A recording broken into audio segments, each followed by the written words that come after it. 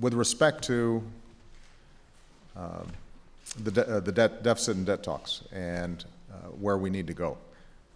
I do think it's important, since we're looking at how do we reduce the debt and deficit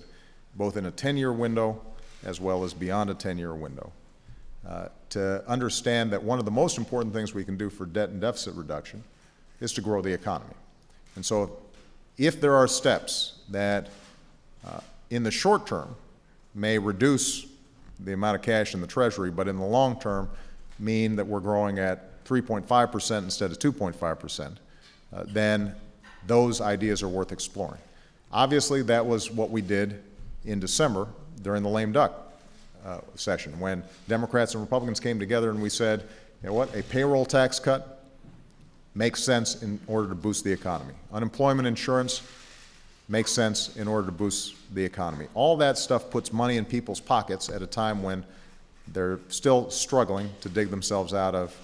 this recession. And so the American people have an extra $1,000 on average in their pockets because of the tax cuts that we initiated. And that has helped cushion some of the tough stuff that happened in the first 6 months of this year, including the effects on oil prices as a consequence of what happened in the Middle East, as well as what happened in Japan. I think that it makes perfect sense for us to take a look at, can we extend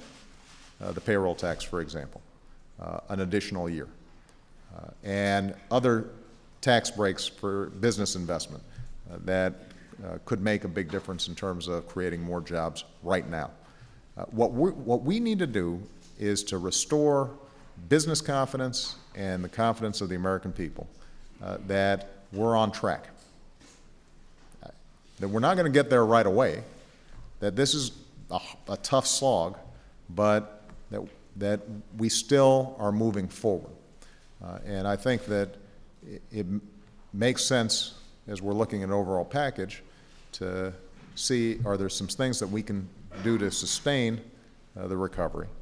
so long as the overall package achieves our goals, the goals that I set out, which is $4 trillion within a 10 to 12-year window, and making sure that we're bending the costs of things like health care over the long term.